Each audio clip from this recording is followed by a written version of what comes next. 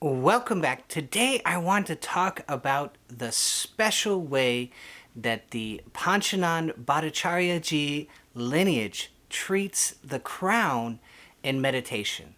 So they have a program which is well defined and it comes from a ton of experience. So let's get into it.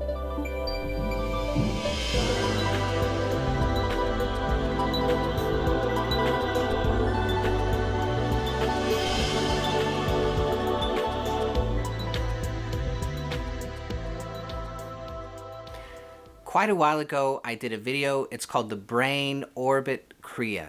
And it's a warning against this kind of Kriya, where you are doing a spinal breathing, which is passing through the brain. And so what does that mean? Well, it means that you're attempting to push energy and breath through the brain. So it might look like something like this.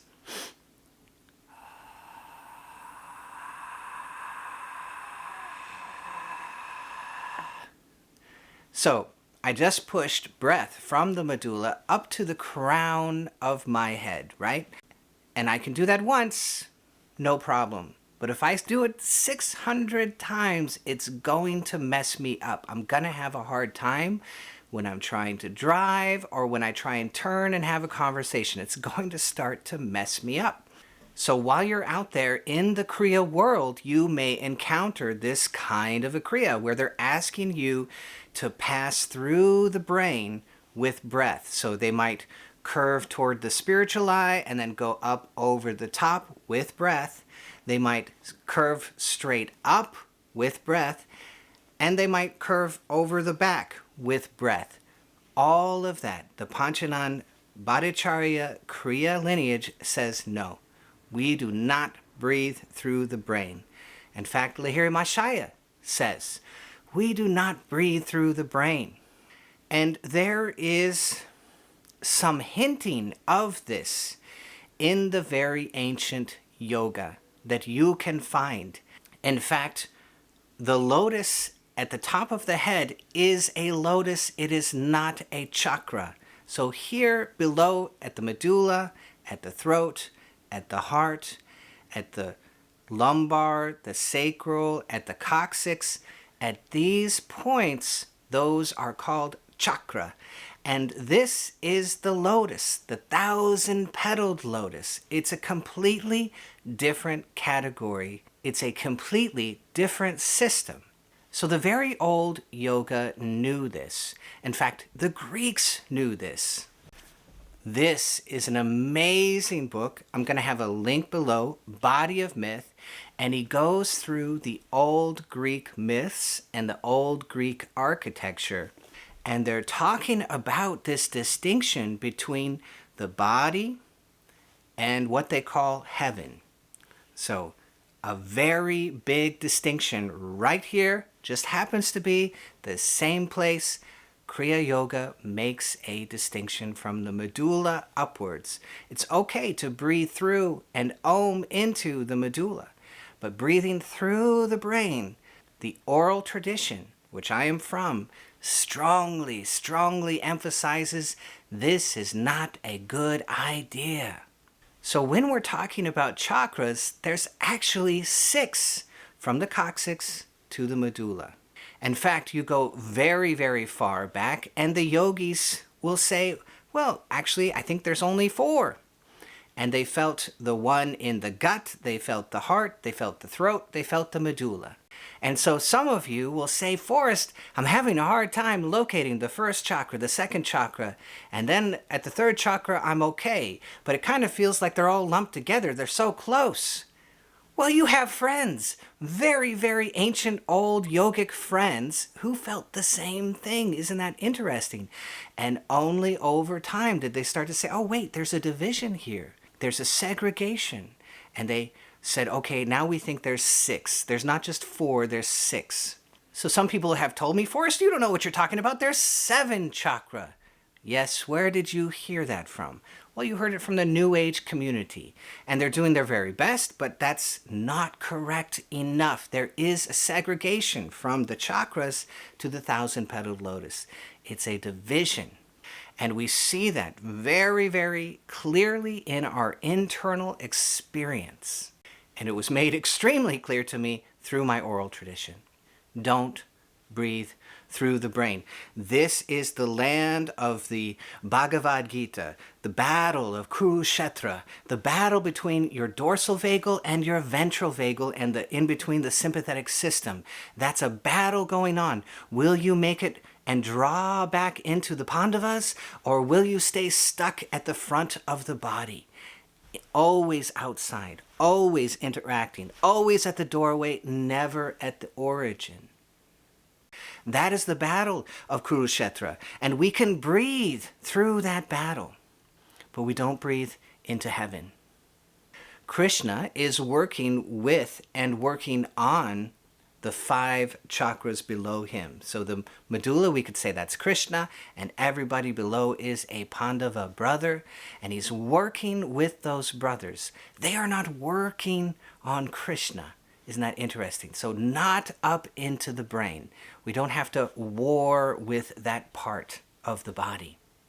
And wonderfully, since I have been on YouTube, I get emails all the time. I get messages all the time. I adore this yogic world, this yogic community, which I am in.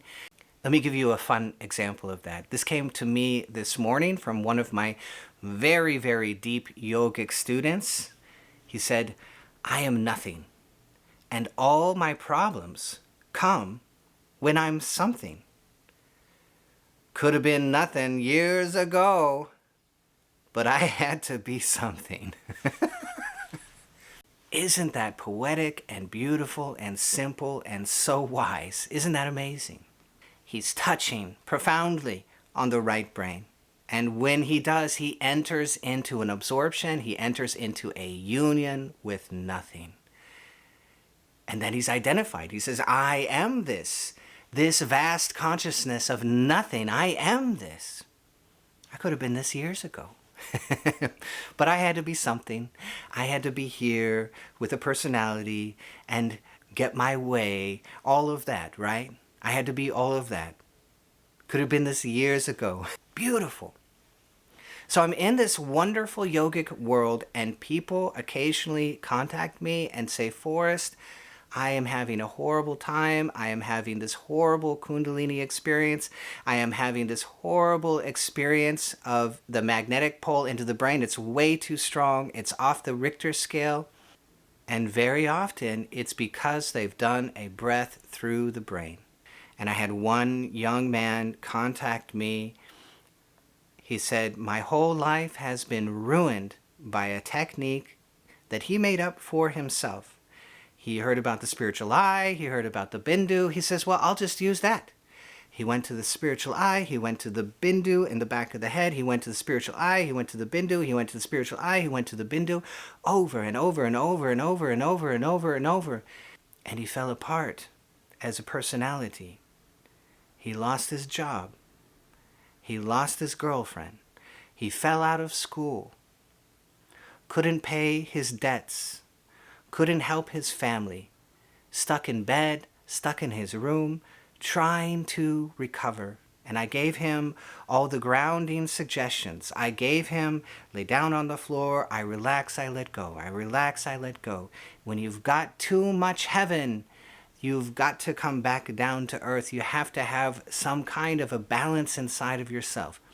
If you're going to drive a car, if you're going to hold a job, you got to have some of that balance inside of yourself. The ego is a very, very healthy thing. We need it to function. It's a part of your left brain. The beta brainwave, you're not meant to destroy it. You are meant to suck it into the superconscious mind. That's where the yoga is going, in a very gradual, safe process with the 3 insurance policies that I keep mentioning. Mahamudra, Navi Kriya, Om Japa in the chakras. Clean it out. And what I'm stressing today, don't breathe through the brain, because you don't want to be one of these cautionary tales. So I had somebody write on the Brain Orbit Kriya, Forrest, stop scaring the spiritual seekers. Stop scaring them. Isn't that interesting? Are we so short on spiritual seekers that we have to lie about the risks? Or maybe you just don't know. Maybe you don't get 100 letters a year of these cautionary tales, but I do. And you can't help but feel compassion. And this is normal for everything on earth.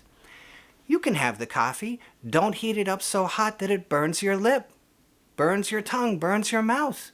Cautionary tale. You can drive a car. Don't crash it. Don't run it off the cliff. Cautionary tale. We learn from these things. Don't stop meditating. Don't abandon Kriya Yoga. That's not the case. But there are cautionary tales which will inform our practice and narrow our search and help us define a healthy practice for ourselves and keep us out of trouble. Doesn't that sound good?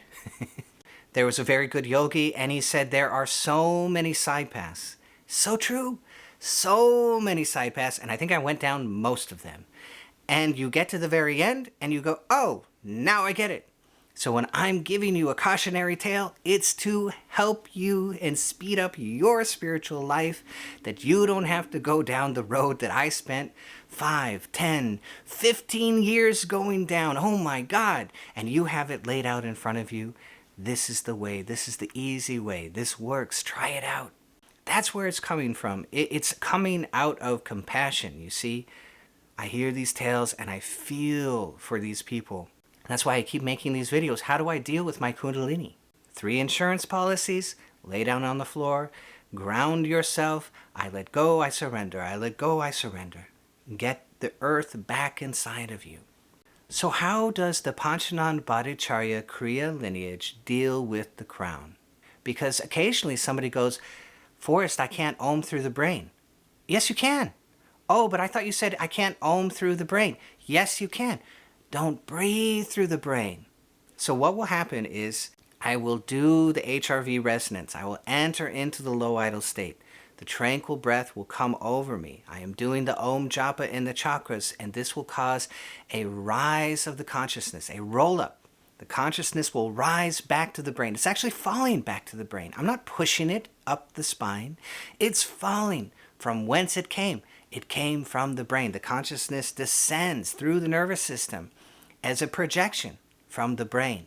And so when I Om into all of the chakras and I enter the low idle state through HRV resonance, I enter into the tranquil breath and the freeze response. Then the roll-up happens profoundly, and I find, somebody said, it's like a center of gravity, isn't it? Oh my goodness, so perfect. That's it. You feel your center of gravity rise up. The center of who I am, my consciousness, rise up into the heart, into the throat, into the medulla. Now, how do I pass into the brain? Well, you can Om through the brain. There are some yogis that will feel it's as if there are tiny little levels above the medulla all the way to the crown. And in fact, my guru, Ashokji, mentioned this. He said there are levels from the medulla.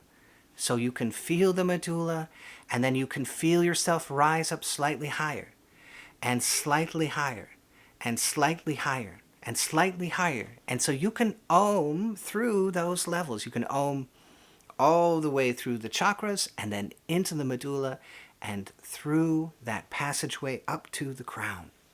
So the idea of the Kriya Yoga of Panchanan-Bhattacharya Ji that was given to him by Lahiri Baba is that we will enter the low idle state and clean out the way all the way to the medulla, and we will use our breath as we do that.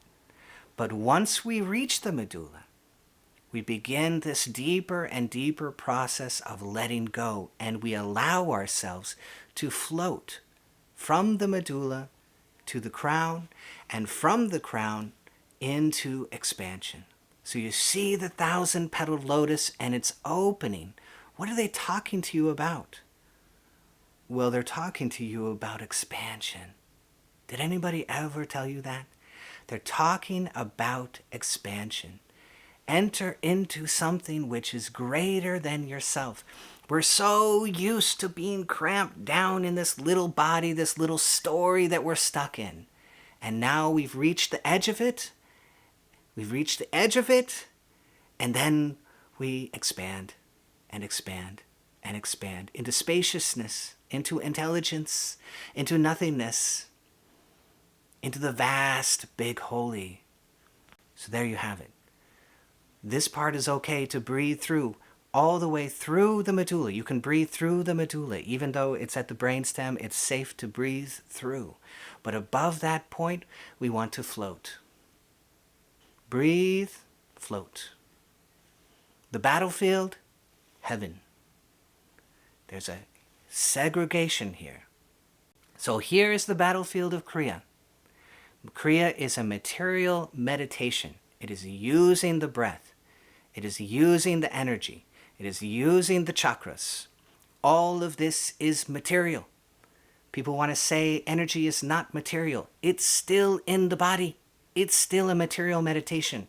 Unless you expand into energy everywhere, then it's immaterial. But all through here, this is a material meditation.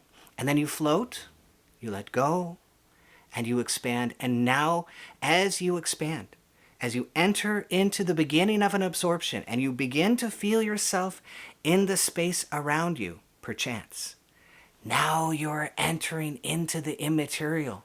You are entering into absorption. And this is a very, very, very important distinction because you're now on a whole different meditation track. We begin with the material. We want to get everything out of the way. We want the tranquil breath, the freeze response, the roll-up of consciousness. Then we let go. Beautiful, right? Amazing. A woman called me. She said, the Kundalini passes through me.